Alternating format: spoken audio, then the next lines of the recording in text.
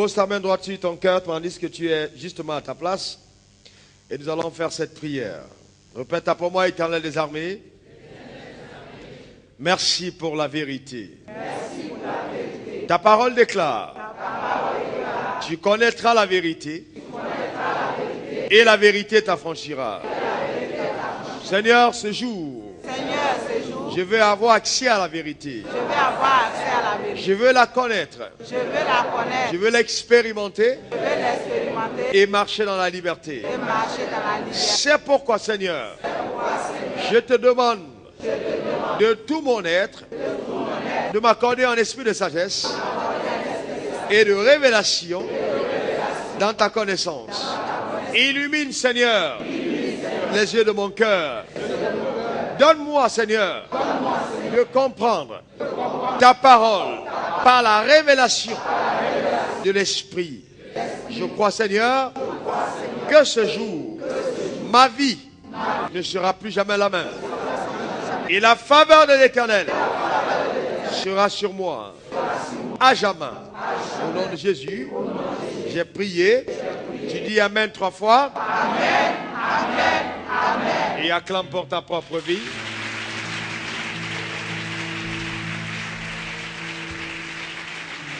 Amen. Amen. Est-ce que je peux voir ceux qui ont une Bible avec eux ce soir? D'accord, nous allons lire 3 premiers textes pendant que nous commençons notre série sur comment attirer la faveur de Dieu. Mais avant cela, je vais prier pour la parole afin que tu la reçoives et qu'elle crée de l'impact dans ta vie. Alors nous allons prier.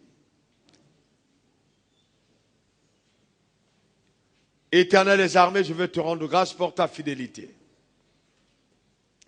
Merci d'accorder ce soir une onction particulière afin que ta parole soit entendue et que ta parole soit comprise.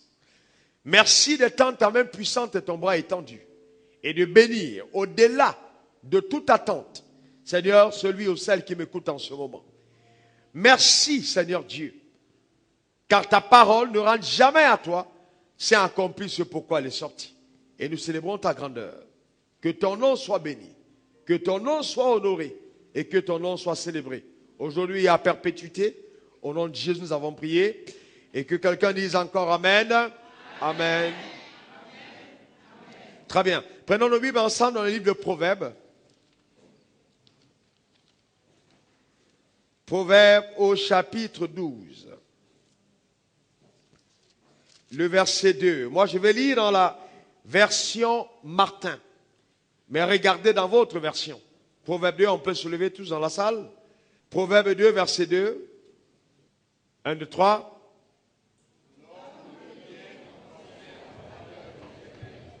Mais l'Éternel condamne celui qui a un peu de malice.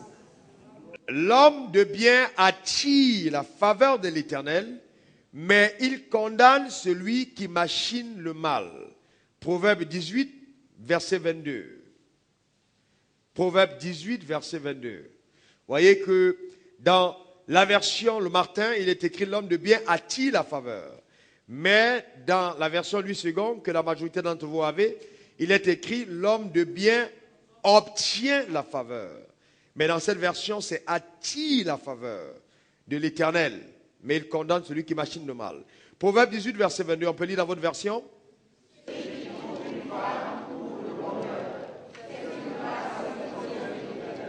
Alors, c'est celui qui trouve une femme trouve le bonheur, c'est une grâce qu'il obtient de l'Éternel. J'ai souvent eu un problème avec ce verset biblique. Vous voyez, ça donne l'impression que rencontrer une femme à épouser est une chose extraordinaire. Mais voici la vérité de ce texte, que beaucoup de versions ne donnent pas, mais la version Martin est plus claire. Celui qui a trouvé une digne femme, le tout n'est pas de trouver une femme, mais la majorité de femmes sont indignes, très peu en sont dignes. Je crois que celles qui sont ici ce soir sont des femmes dignes.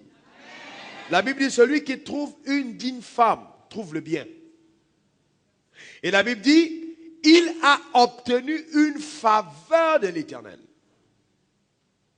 Il a obtenu une faveur de l'Éternel. Psaume 119, verset 41. Psaume 119, verset 41.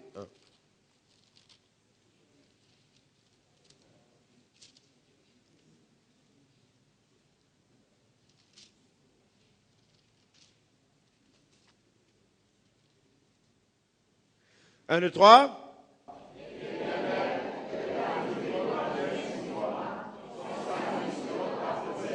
Oui, voilà. Éternel, que ta miséricorde vienne sur moi, ton salut selon ta promesse. Dans votre version, c'est miséricorde. Mais ici, il est écrit que tes faveurs viennent sur moi et ta délivrance selon ta promesse. Alors vous vous rendez compte que généralement, le mot faveur est souvent interchangé par grâce, il peut être interchangé par miséricorde ou même par bienveillance. Donc le même mot grec qui veut dire faveur de l'Éternel veut aussi dire la grâce de l'Éternel, veut aussi dire la bienveillance de l'Éternel et souvent la miséricorde de l'Éternel. Éternel, que tes faveurs viennent sur moi et ta délivrance selon ta promesse. Vous voyez aussi que le mot salut est souvent interchangé par délivrance. Ceux qui étaient là dimanche comprennent bien pourquoi. On y est? Alors maintenant, nous allons commencer, tu peux t'asseoir, notre série sur comment attirer la faveur de l'Éternel. Comment attirer la faveur de l'Éternel. Première définition de faveur. La faveur veut dire disposition à accorder son appui et son avantage à une personne de préférence aux autres. Disposition à accorder son appui et ses avantages à une personne de préférence aux autres. Ça veut dire que si vous êtes 10 et que vous avez ma faveur, ça veut dire que il y a des dispositions à vous accorder, à t'accorder à toi, mon appui et mon avantage à toi, de préférence à d'autres qui sont là. Donc, quand on a la faveur de quelqu'un, ça veut dire que cette personne est disposée à nous accorder son appui, à nous accorder son avantage de préférence aux autres. Est-ce que tout le monde comprend ce que je suis en train de dire? Qui a bien compris que la personne lève la main. Hein? C'est important de comprendre. Donc, si tu as la faveur de l'Éternel, ça veut dire que tu as obtenu de Dieu une disposition spéciale pour qu'il t'accorde son appui et ses avantages de préférence à d'autres personnes. On est d'accord? Vous vous rappelez que la parole de Dieu dit que Dieu va nous distinguer au milieu de notre génération. Donc c'est une promesse de faveur. Il nous accordera sa faveur, son appui et ses avantages de préférence à d'autres personnes. La deuxième définition, notez là, c'est l'avantage que l'on tire de la préférence de quelqu'un. Deuxième définition, l'avantage que l'on tire de la préférence de quelqu'un. Quel avantage de tire d'avoir la préférence de quelqu'un? Le fait que quelqu'un me préfère à d'autres, quel avantage j'en tire d'avoir la préférence de Dieu? Oui, est-ce que vous me comprenez? Donc, si nous avons la faveur de l'Éternel, ça veut simplement dire qu'il y a des avantages que nous tirons de la préférence que Dieu a à mon égard par rapport aux autres. Donc, il y a des avantages que j'en tire. Est-ce que tout le monde comprend ce que je suis en train de dire? C'est important de comprendre. Maintenant, continuons. Vous voyez, ce qu'il faut comprendre, c'est que la faveur a plus de valeur que l'argent. La faveur a plus de valeur que l'argent. Imaginez un seul instant que vous cherchez une maison pour la louer ou pour l'habiter. Et vous obtenez la faveur du chef de l'État qui dit, bon, le gouvernement mettra à votre disposition un château que vous habiterez de façon gracieuse. Entre vous qui avez obtenu la faveur du chef de l'État qui vous a donné un château Et celui qui a eu de l'argent pour lui louer un château, qui a de l'avantage? C'est qui? C'est celui qui a reçu l'avantage de la part du chef de l'État. Est-ce que vous me comprenez? Donc, avoir la faveur est plus important qu'avoir l'argent. D'ailleurs, si vous êtes sur un lit d'hôpital et que vous êtes hospitalisé dans une clinique, l'une des cliniques les plus prestigieuses du monde, à un certain moment, l'argent a ses limitations. Quel que soit le montant d'argent que vous avez pour votre santé, les médecins peuvent vous dire, nous sommes arrivés à un niveau où l'argent même ne peut plus vous sauver. Donc, messieurs, préparez-vous, madame, préparez votre testament, car dans 3 mois, vous allez inéluctablement mourir. On est d'accord? Maintenant, si quelqu'un est sur un lit d'hôpital et qu'il est même pauvre et qu'il a la faveur de l'Éternel, et vous imaginez ce qui va se passer? La Bible s'appelle, Dieu s'appelle Jehovah Rapha, l'Éternel qui guérit. Donc s'il est sur un lit, qu'il ait un cancer, qu'il ait un VIH, qu'il soit, je ne sais pas, quelle que soit la maladie incurable qu'il puisse avoir, sur le lit d'hôpital, même sans argent, cette personne rentrera à la maison totalement guérie à cause de la faveur de l'Éternel. Je déclare sur ta vie que cet enseignement va créer dans le ciel sous lequel tu opères une faveur sans pareille sur ta vie. Tu expérimenteras la faveur de Dieu et tu jouiras de tous les avantages qui se rattachent au fait d'être fils de Dieu. Et, amen. Que quelqu'un dise encore amen. Voyez? Donc, imaginons donc un moment, quelle est la faveur, quel est l'avantage que nous avons quand nous obtenons la faveur du Dieu Tout-Puissant. Quel avantage! Beaucoup d'enfants de Dieu ne réalisent pas que c'est un privilège inouï d'être appelé fils de Dieu. Malheureusement, beaucoup d'entre nous vivons sur la terre, étant dans le royaume de Dieu, sans jouir de tous les privilèges, de toute la faveur qui est rattachée au fait d'avoir une connexion d'alliance avec son Créateur. Et je crois que c'est la raison pour laquelle beaucoup de personnes ont de la peine à croire au témoignage puissant de ce que c'est que l'Évangile. Nous vivons une saison où Dieu s'apprête à utiliser chacune de nos vies comme un témoignage vivant de son existence. On n'aura pas besoin d'aller à l'église pour croire que Dieu existe. On regardera à ta vie et on dira certainement, si celle-là est là où elle est, si celui-ci peut faire ce qu'il fait, alors nous croyons que Dieu existe. Parce qu'il est temps que nous jouissons de l'avantage que nous avons en tant que fils de Dieu. Amen.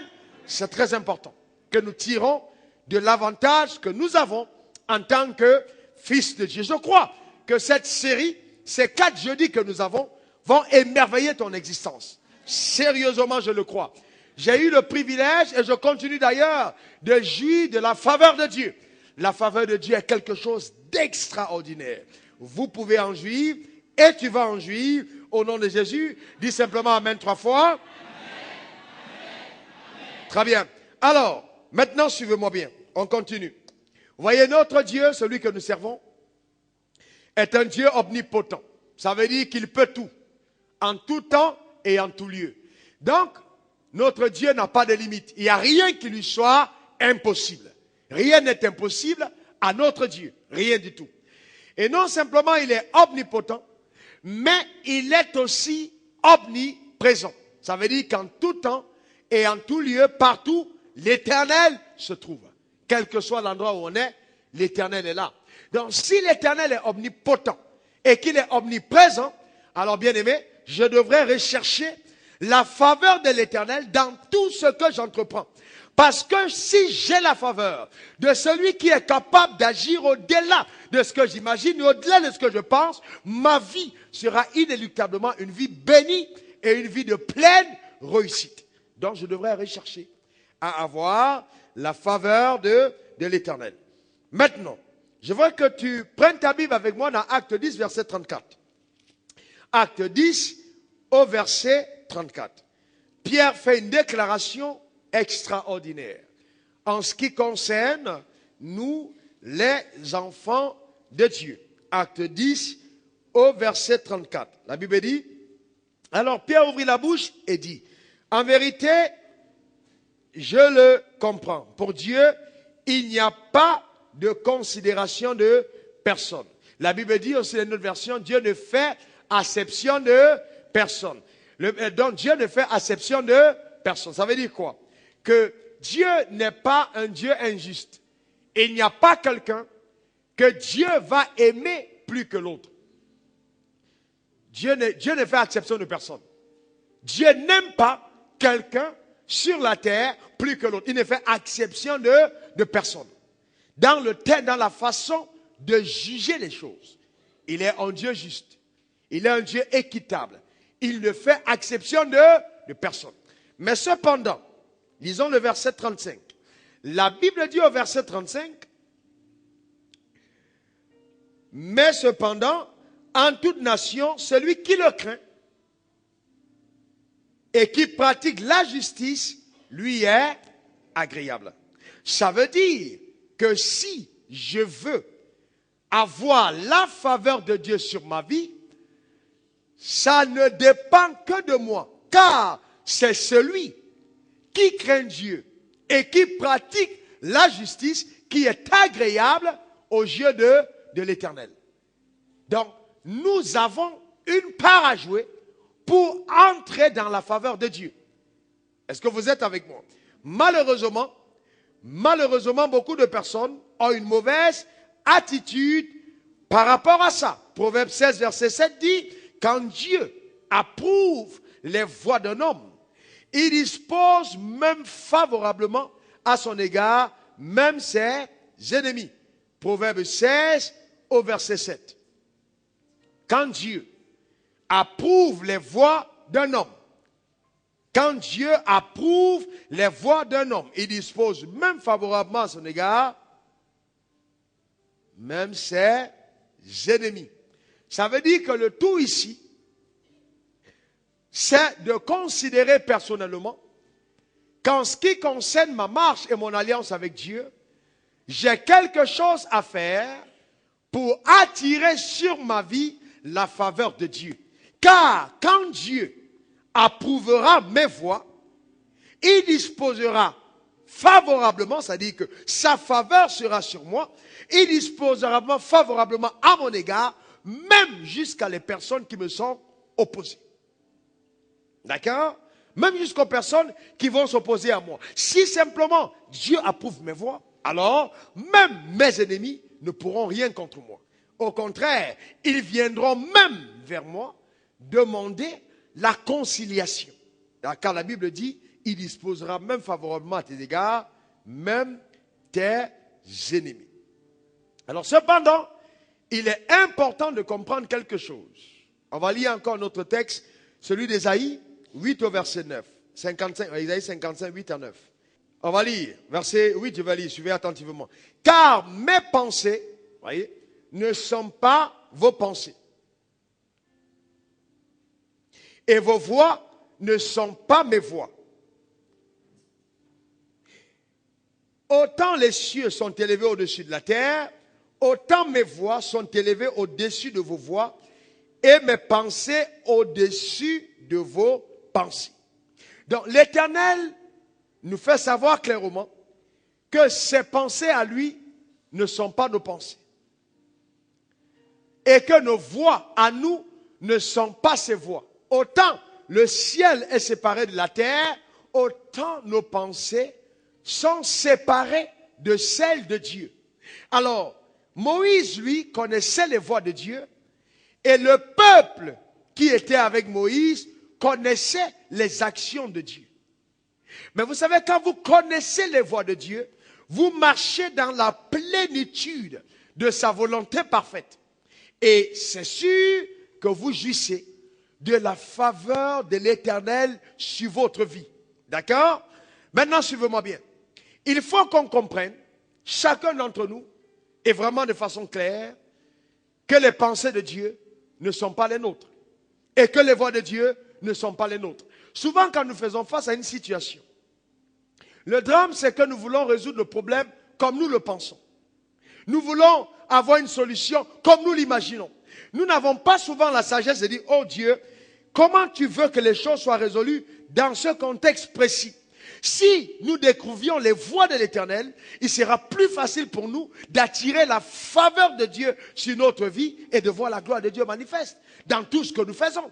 Mais le tout, c'est de découvrir quelle est la voie, quelle est la pensée de l'Éternel par rapport à telle ou telle situation. Par exemple, en ce qui concerne la guérison, vous imaginez que Dieu, pour que toi et moi ayons la guérison, il demande ce que Dieu fait. Dieu va amener son fils, mourir sur une croix, être lapidé, bâti de verges, pour que nous puissions avoir la santé. Vous imaginez une chose pareille? Qui de nous aurait fait mourir sur la croix son fils, pour que même ses autres fils soient en santé? Qui va le faire? Est-ce que quelqu'un peut le faire? Alors l'Éternel dit, écoutez-moi bien, vos voix ne sont pas mes voix.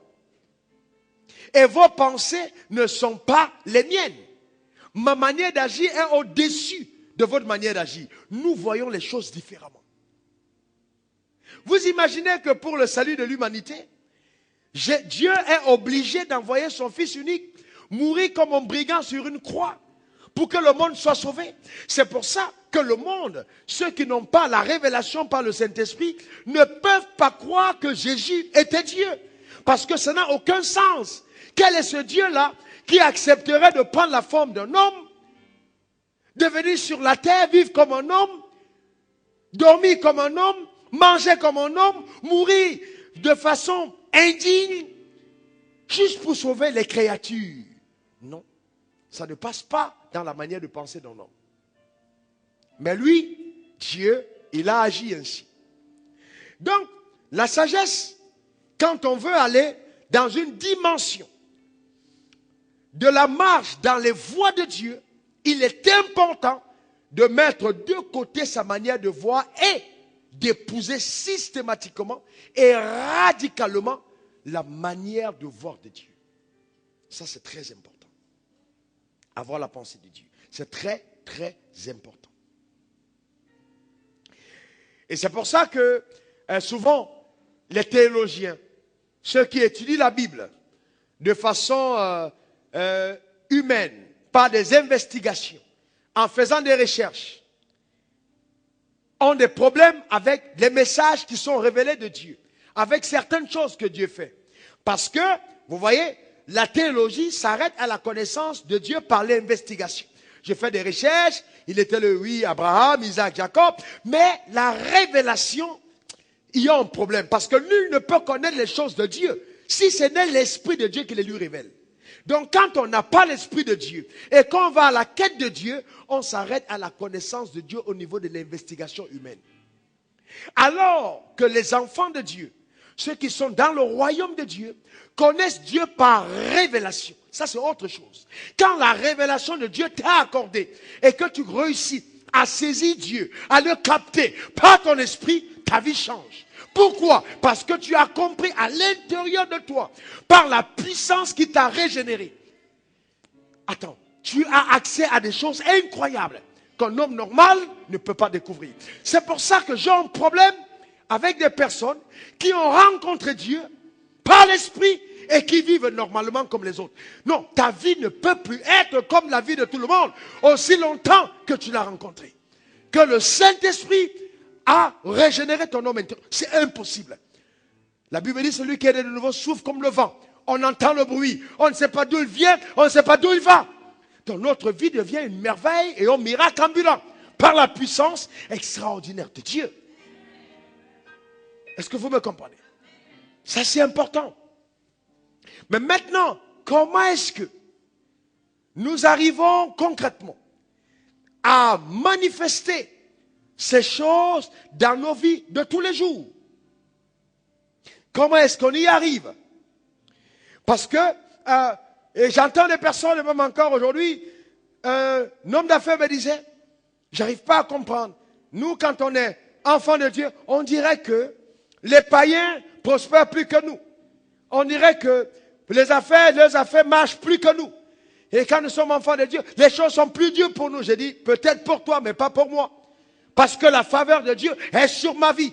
Je ne peux pas confesser les mêmes choses comme païen. Parce que j'ai Dieu avec moi. La Bible dit, celui qui est avec moi est plus grand que celui qui est dans le monde.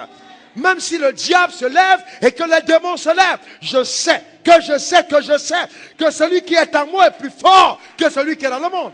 Est-ce que vous me comprenez? Et je sais que si Dieu approuve mes voies, il disposera même favorablement à mon égard tous mes ennemis. Alors je ne crains rien. Je suis plus que conquérant. Pourquoi? Parce que je sais que Dieu est vivant et qu'il est puissant et que rien ne lui est impossible. Je parle d'une série qui va te donner, je te dis sérieusement, d'agir au-delà de toutes tes compétences et tes habiletés naturelles. Tu vas entrer dans les portes. Je te dis bien par des portes dans lesquelles tu n'avais jamais rêvé entrer. Tu vas être positionné à des plateformes où tu n'imaginais jamais arriver. D'ailleurs, c'est ce que sa Bible dit, la parole est claire.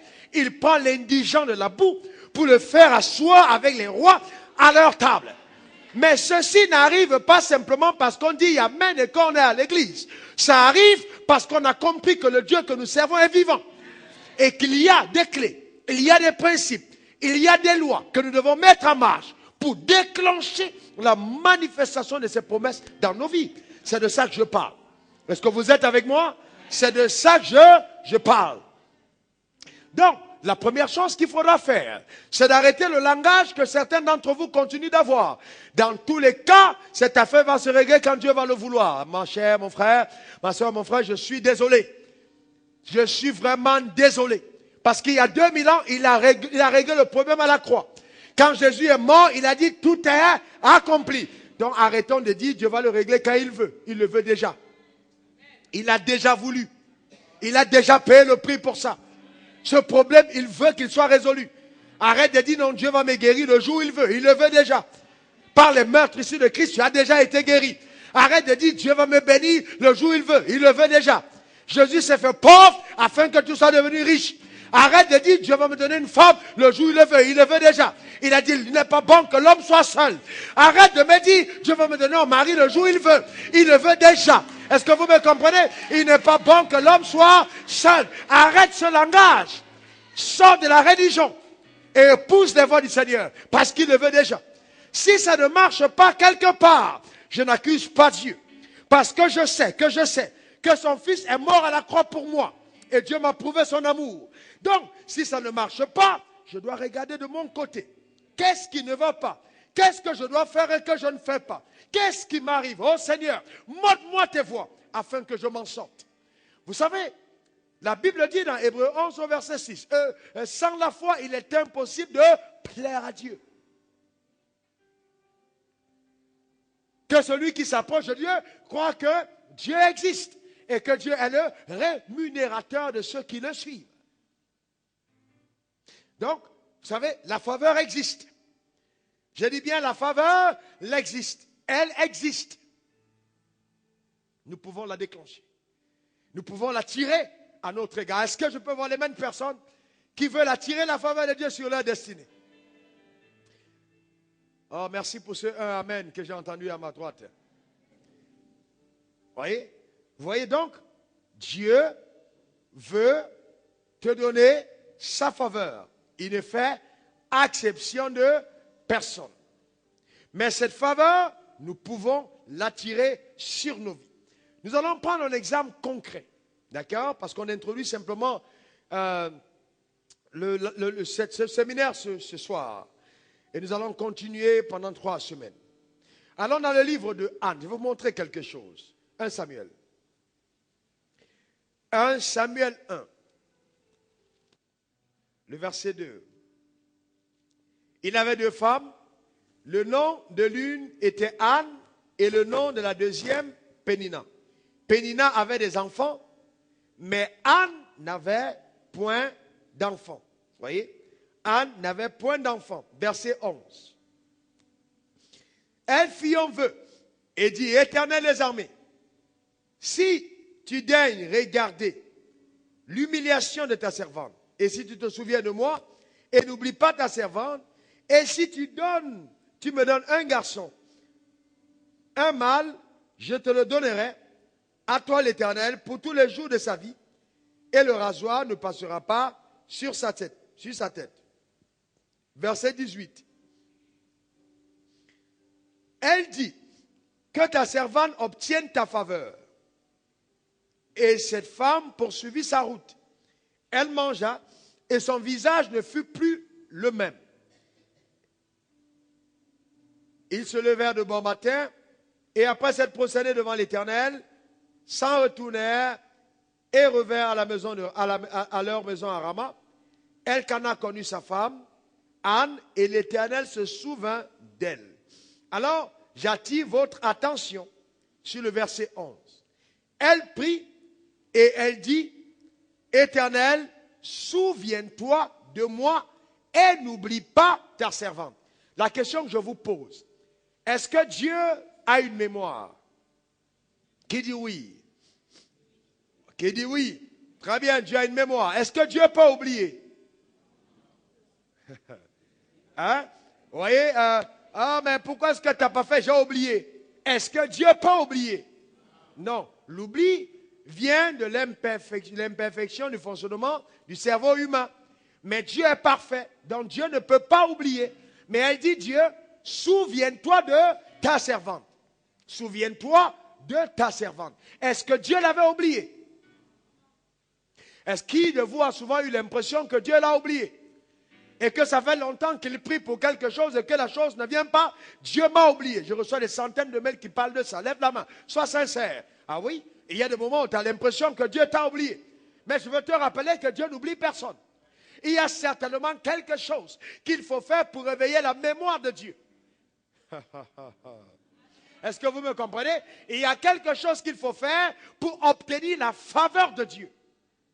Elle dit, souviens-toi de ta servante. Vous voyez? Elle dit, souviens-toi de ta servante. Maintenant, vous allez vous rendre compte que malgré le fait qu'elle parle de souvenir, elle dit, souviens-toi de sa servante, au verset 18, elle va dire à Elkana, qui était, elle dira à Élie, qui est le sacrificateur, que ta servante obtienne ta faveur. Vous voyez? Alors je vous raconte l'histoire. Cette femme était stérile. La Bible dit l'Éternel l'avait rendue stérile. C'est étrange, hein? Ce n'était pas le diable. Dieu résistait à Anne. Il l'avait rendue stérile sur le point de l'enfantement. Est-ce que c'est parce que Dieu voulait faire du mal à Anne? Ou alors Dieu l'avait rendue stérile parce qu'il voulait faire quelque chose de grand avec elle? Mais Anne priait. Je ne sais pas pour quelle raison Elkana a pris une deuxième femme.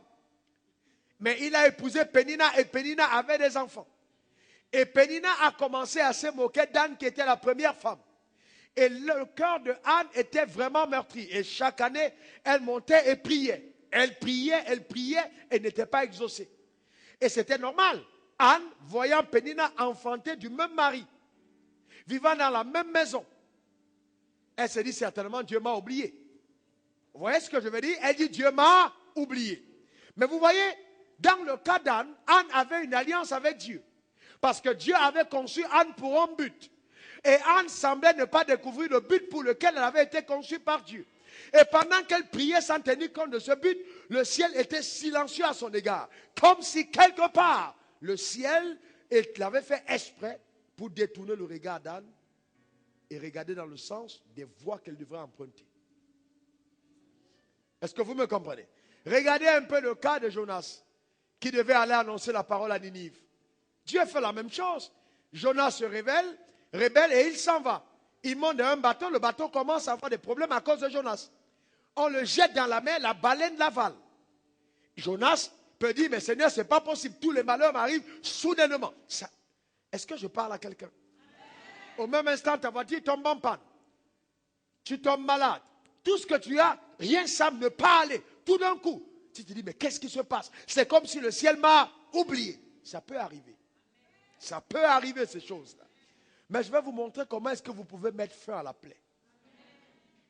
La Bible dit au verset 11, Anne, après avoir prié pendant longtemps, elle se rend compte qu'elle tourne le regard à gauche et à droite elle commence à se rendre compte qu'elle n'est pas la seule à avoir un problème dans le temple. Elle n'était pas la seule. Elle était tellement focalisée sur ses problèmes, mais Dieu va amener Anne à se rendre compte que Dieu lui-même aussi avait aussi ses problèmes à lui. Le problème de Dieu, c'est que la parole était rare au temps de Samuel. La Bible dit, et les fils du prophète Élie jouaient dans le temple et ne prenaient pas l'œuvre de Dieu au sérieux. Il n'y avait pas de prophète. La parole de Dieu était rare en Israël. Dieu avait besoin d'un prophète. Donc le problème de Dieu était un prophète qui pouvait parler à sa place. Le problème de Anne était un enfant. Mais Anne était tellement égoïste qu'elle regardait seulement à elle. Comment est-ce que Dieu pouvait approuver le regard d'une femme pareille? Et à un certain moment, elle se dit non, il faut que je change ma manière de prier. Dans tous les cas, je pense que je ne suis vraiment pas en train de bien faire. Et elle découvre le problème de Dieu et dit, hey, alors là, je sais comment je vais faire pour que Dieu se souvienne de moi. En fait, se souvenir de moi, c'est dire que Dieu exauce ma prière. Que mon attente soit ralentie, court-circuitée. Que je n'attende plus longtemps. Accélérer la manifestation de la puissance de Dieu et de l'exaucement. Elle vient donc vers Dieu et dit, Dieu, je veux qu'on fasse un business. Vous voyez? Elle fait donc un business avec Dieu. Elle dit, Dieu, je me rends compte que tu as besoin d'un prophète. Et moi, j'ai besoin d'un enfant. Venons, on va faire affaire. Moi, tu me donnes un enfant, moi, je te donne un prophète. Est-ce que vous me comprenez? Elle fit un vœu à l'Éternel. Est-ce que vous êtes avec moi? Elle fit un vœu à l'Éternel. Et elle dit, Dieu, viens, on fait business ensemble. Beaucoup d'entre nous ne voyons pas la faveur de Dieu parce que nous ne sommes pas dans un business avec Dieu. Ça va choquer la religion. C'est pour ça qu'il faut d'abord toucher la religion. Dieu, c'est un Dieu d'affaires. Dieu aime traiter affaires avec chacun d'entre nous. Il veut voir ses intérêts qu'il tire de chaque chose qu'il fait de ta vie. Si Dieu ne voit pas l'intérêt qu'il tire de ta vie sera privée de sa faveur. Dieu veut voir l'intérêt qu'il tire. Tu veux que je fasse de toi un directeur de société, qu'est-ce que je gagne dedans? Tu veux être ministre, je gagne quoi dedans? Tu veux être milliardaire, c'est pourquoi? Non, donne-moi une nouvelle maison pour que tes voisins disent aussi que tu as une maison. Anne priait pour dire, Pénina, tu vas voir. Moi, je sais prier. Je vais prier mon Dieu là. Il va m'exaucer. Vous avez déjà entendu des personnes qui disent ça? En tout cas, je vais aller prier et puis on va voir. Dieu ne va jamais répondre aux prières qui sont faites pour la compétition. Dieu ne te bénit pas pour prouver à ton voisin que tu es un Dieu. Ce n'est pas ça son but. Pour que tu ailles te vanter devant les autres. Pour dire, tu as vu ma nouvelle maison, tu as vu ma nouvelle montre, tu as vu ma nouvelle chaussure. Dieu n'est pas intéressé par ça. Aussi longtemps que l'attitude de ton cœur, c'est d'impressionner les autres et de répondre aux attaques des autres, tu vas fermer et retarder la manifestation des choses du ciel sur ta vie. Vous voyez? Donc, Dieu, voyez, Anne prie, elle prie, Rubaka, Shitara. La Bible dit, elle a prié jusqu'à ce que les paroles sont finies. Ça veut dire que dans ces prières, il devait avoir des pleurs. Ça veut dire, des moments où vous priez, vous avez dit, oh Dieu, pitié, tu pleures. Jusqu'à un certain moment, tu es épuisé. Et puis maintenant, s'il n'y a plus que les lèvres qui parlent, la douleur du cœur est intense. Pendant que les gens mangent et boivent, le problème reste intact. Il n'a pas changé depuis des années. Et puis soudainement, Anne se rend compte qu'elle a une issue, qu'elle peut attirer la faveur de Dieu sur sa vie. Et elle dit, Dieu, pourquoi est-ce que j'ai attendu tant de temps? Maintenant, je viens de comprendre quelque chose. Toi aussi, tu as un problème. Je pleure pour un enfant et toi, dans le ciel, tu pleures pour un prophète sur la terre. Mais Dieu, s'il te plaît, faisons affaire. C'est pour ça qu'elle dit, si tu me donnes un enfant, un mâle, pas une fille. Dieu, je ne veux plus de fille. Donne-moi juste un enfant, un garçon. Si tu me donnes une fille, elle ne pourra pas être prophète.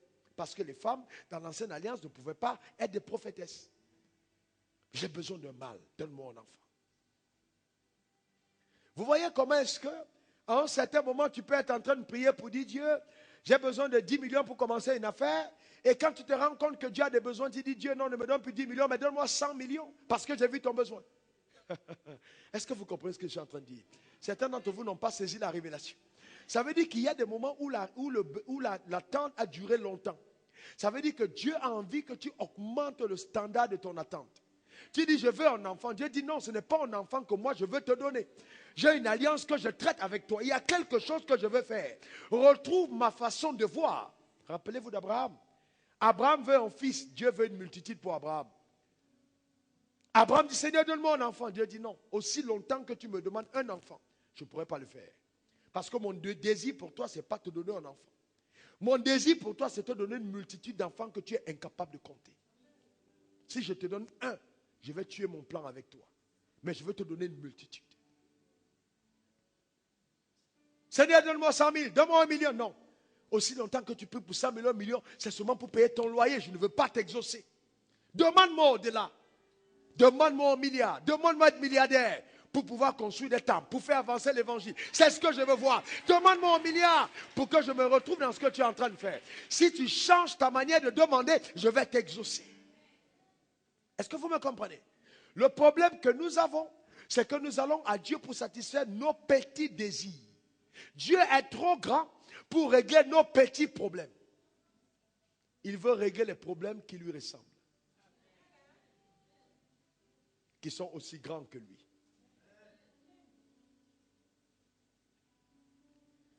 Est-ce que quelqu'un comprend ce que je suis en train de dire? Mais vous observez qu'au verset 11, la Bible dit, elle fit on veut. Dis après moi le vœu. Encore le vœu. Je vais vous dire numéro 1, la première clé que chacun d'entre nous doit apprendre à activer pour attirer la faveur de Dieu, c'est de savoir faire le vœu à Dieu quand les choses vont mal. Elle fit un vœu.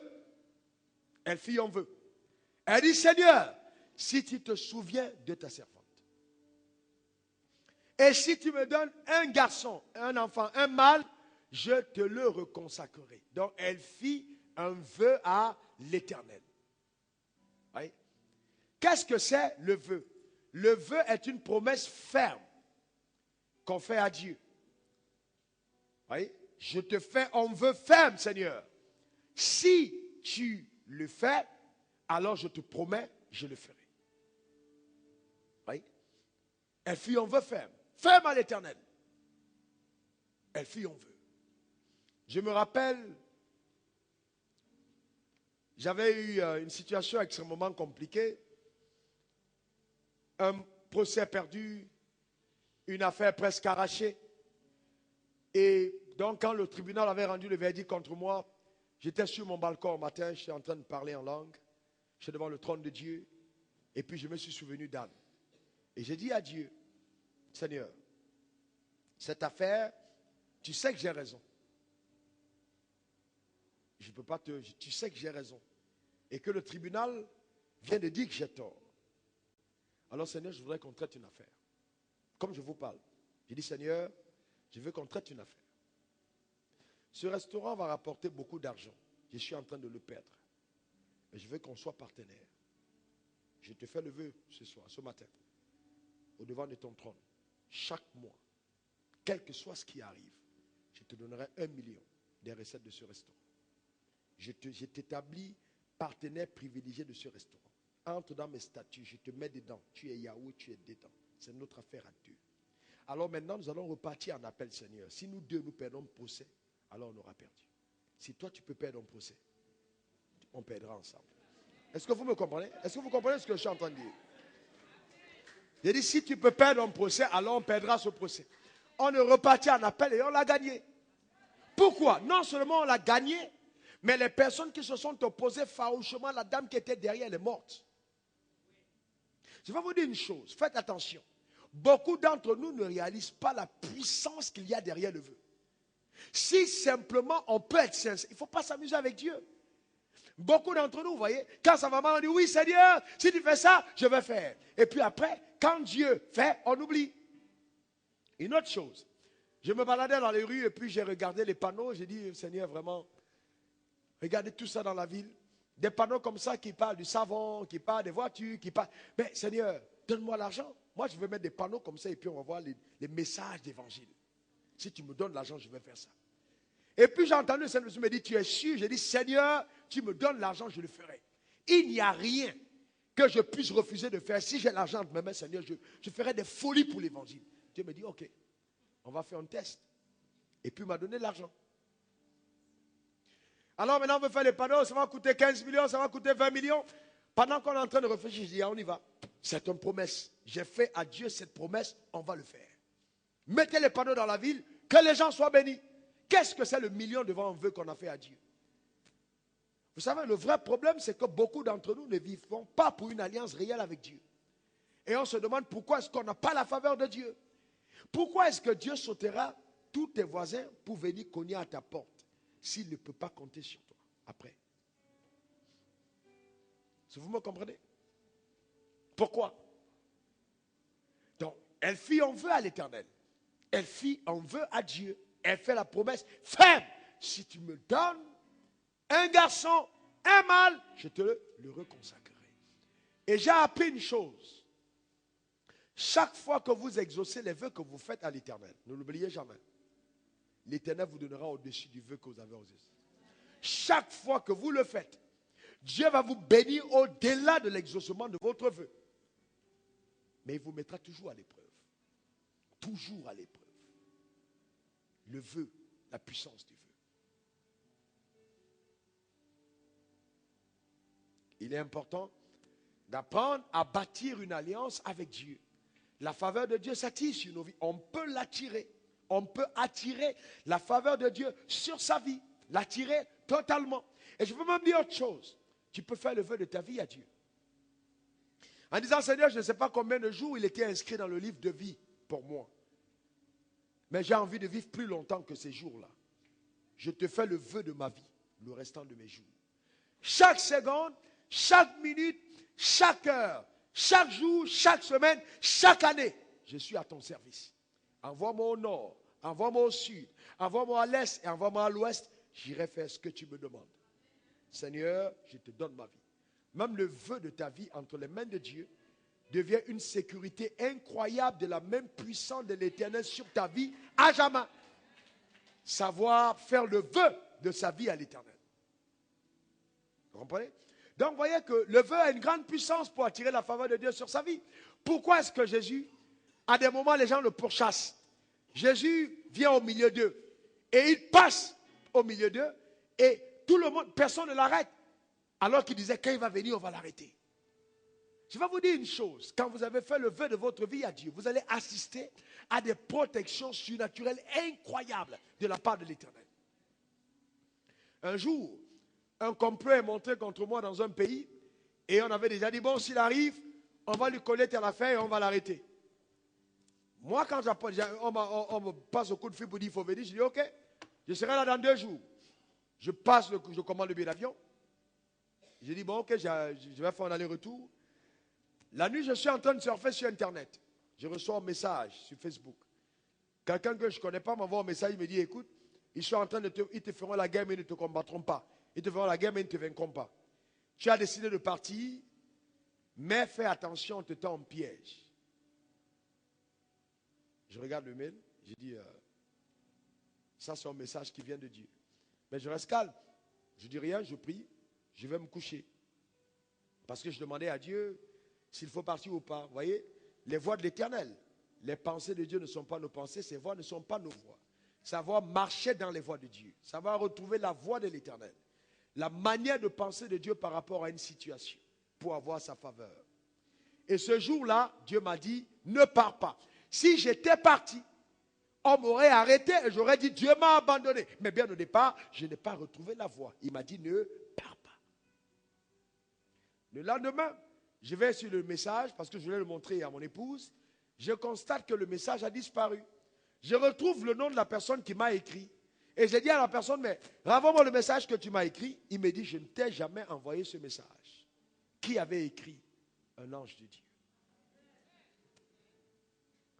La faveur de Dieu a la capacité d'agir dans tes finances. La faveur de Dieu peut agir sur ta protection. La faveur de Dieu peut agir sur ta santé. La faveur de Dieu peut agir dans ton élévation. La faveur de Dieu peut agir dans ton lieu de service.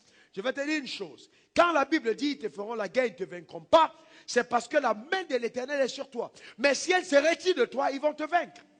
Si tu n'as pas la faveur de Dieu, c'est impossible d'avoir la victoire. C'est la faveur de Dieu qui te distingue. C'est elle qui te distingue. Donc il est important d'avoir la faveur de Dieu. D'avoir sa faveur. Donc la première façon d'avoir la faveur, c'est d'abord de savoir faire le vœu à Dieu. Le vœu. Le vœu est extrêmement puissant. Et vous voyez, vous allez vous rendre compte que Jésus a fait des déclarations extrêmement surprenantes. Et beaucoup de personnes ont semblé ne pas comprendre ce que Jésus était en train de dire. Dans Matthieu 5, au verset 5, il dit, heureux les débonnaires, car ils hériteront la terre. Vous voyez? Il dit, heureux les débonnaires, car ils hériteront la terre. Matthieu 5, verset 7, heureux les miséricordieux, car ils obtiendront miséricorde. Verset 8, heureux ceux qui ont le cœur pur, car ils verront Dieu. Mais, dites-moi, vous voyez, les débonnaires héritent la terre. Les miséricordieux obtiennent miséricorde. Le cœur pur, il voit Dieu. Vous comprenez donc que l'action de Dieu dans la vie d'un homme n'est pas conditionnée par Dieu, mais par l'homme qui se rapproche de Dieu. Car c'est si le cœur est pur que je vois Dieu. Si je fais miséricorde, j'obtiens miséricorde. Est-ce que vous savez que dans la suite de cet enseignement, je vais vous montrer que chaque action posée à l'égard de son semblable est capable de créer dans notre vie une misère incroyable. Beaucoup de choses nous arrivent simplement parce que nous ne sommes pas gentils avec les autres. Parce qu'on n'est pas miséricordieux avec les autres. Parce que si on n'a pas fait miséricorde, on n'obtient pas miséricorde. Heureux les miséricordieux, car ils obtiendront miséricorde. Et le mot miséricorde, c'est tient pour faveur. Heureux ceux qui accordent la faveur aux autres, car ils obtiendront la faveur de Dieu. Voyez? Vous vous rappelez de la parabole où Jésus a remis la dette, la parabole du maître qui a remis la dette d'un employé, et que l'employé juste après est allé arrêter celui qui lui devait, il l'a mis en prison. Vous vous rendez compte? Souvent nous on veut la faveur de Dieu, mais on n'est pas prêt à donner la faveur aux hommes.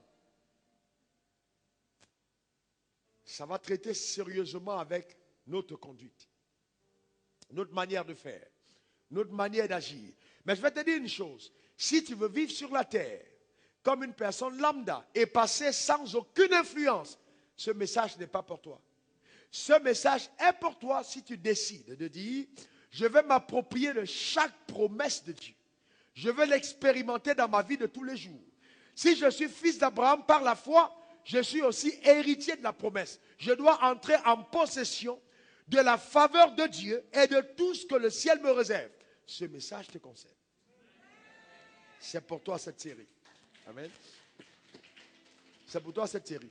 Elle te concerne. Comment donc on fait pour attirer la faveur de Dieu? Quand la faveur de Dieu est sur toi, il y a des choses incroyables. Laissez-moi vous donner un autre témoignage. C'est juste pour vous encourager à ne pas rater cette série. Je suis aux États-Unis, je crois que c'est en 2000.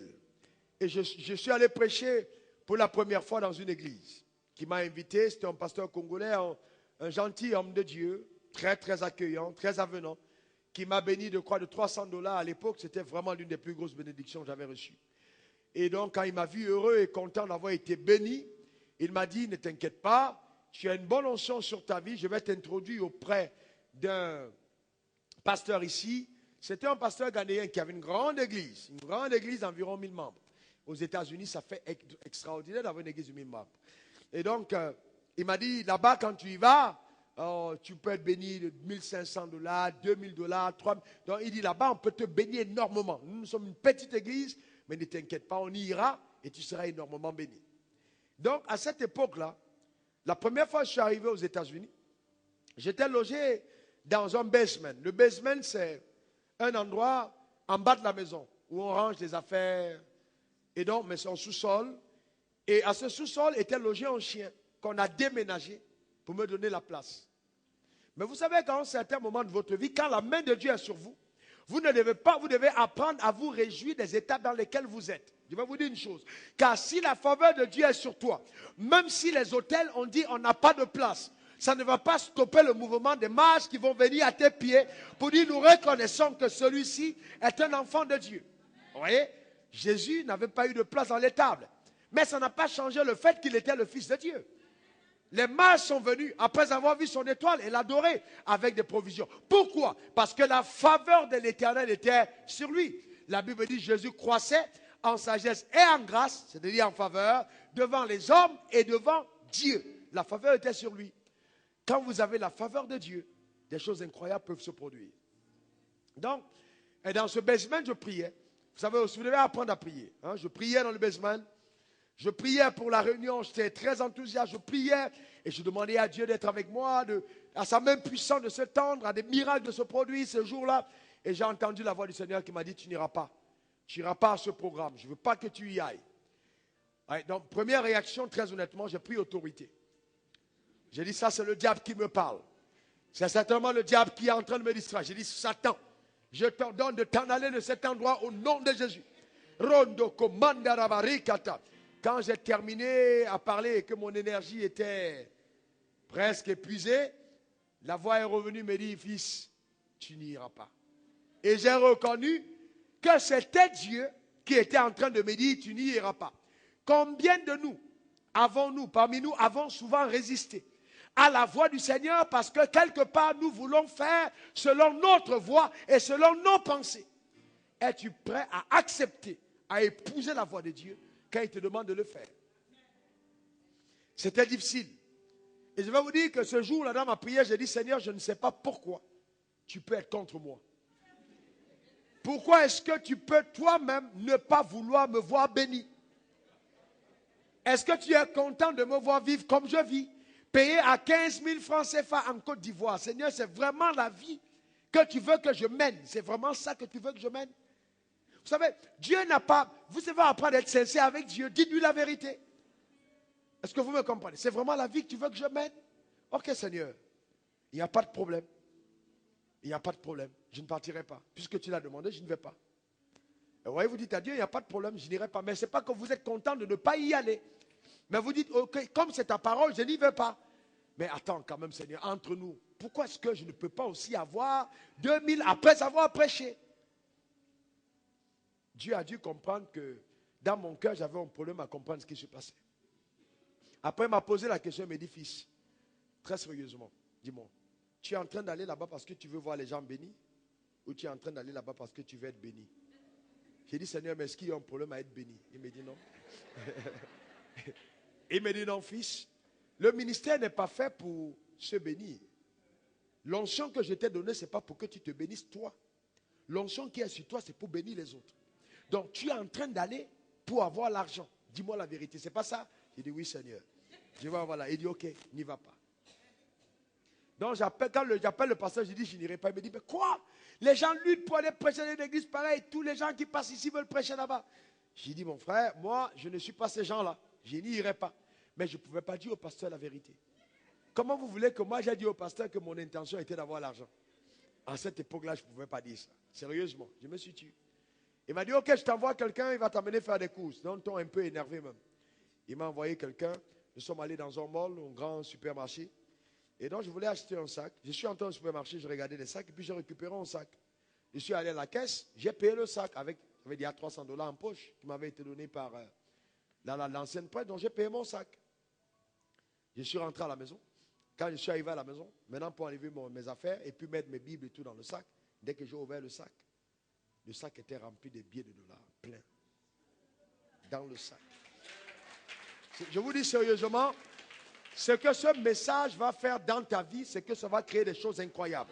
Je dis sérieusement, ça va provoquer des événements incroyables. Incroyables, incroyables.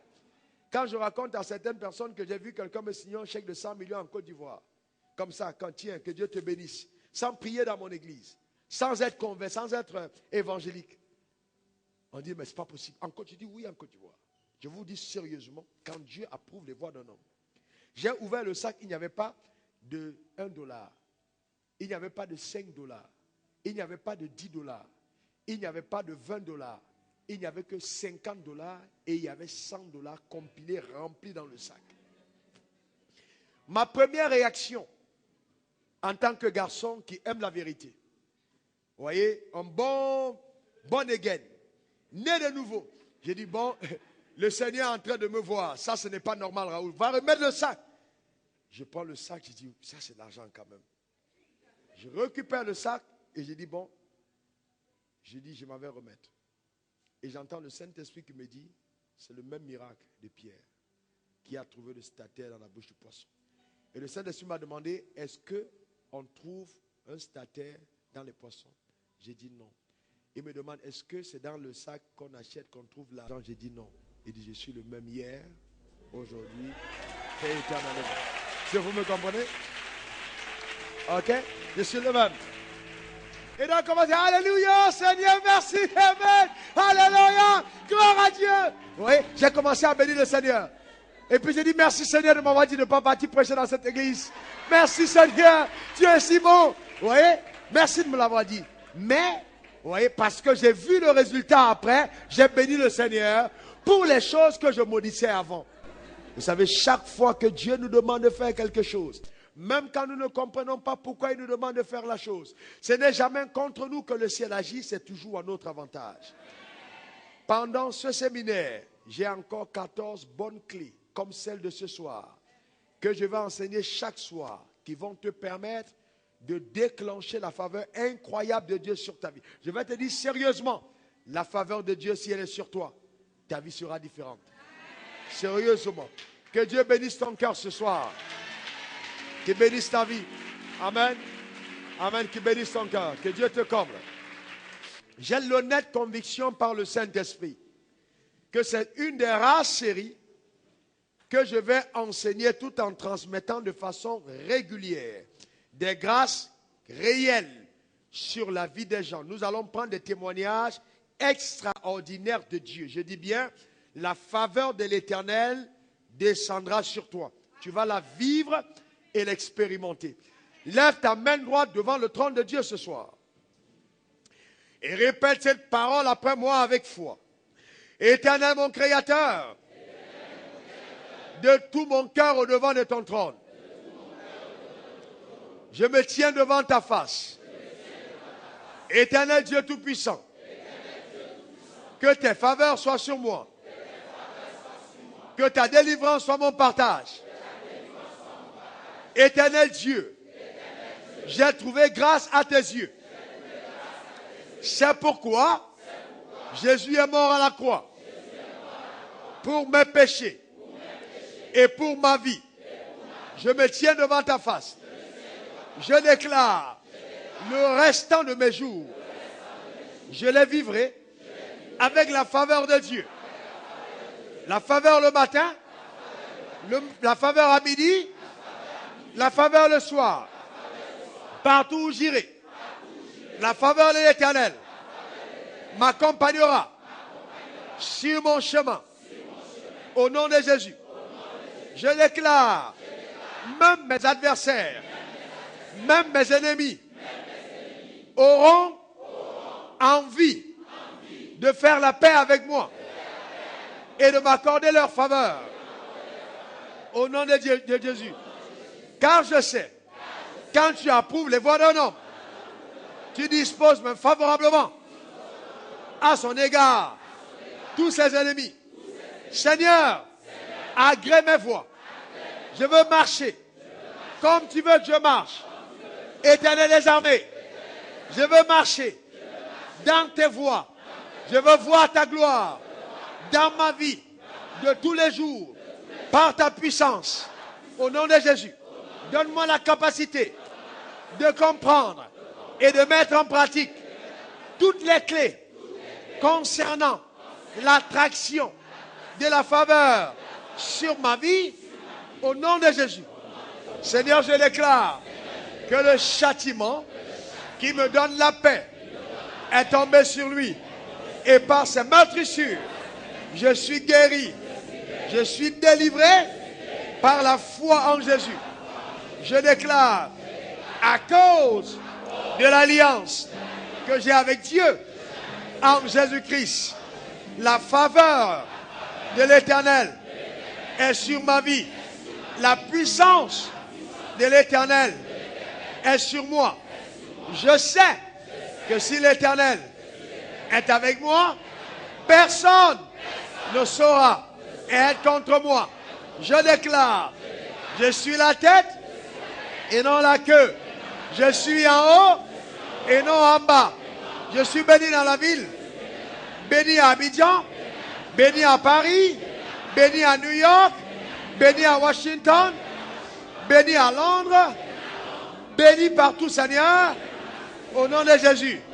Je suis béni à Divo. Je suis béni à Boaké. Je suis béni à Daloa. Je suis béni à Korogo. Au nom de Jésus. Dans la ville comme dans les champs. Je déclare, tout ce que je touche est béni par la main de l'Éternel.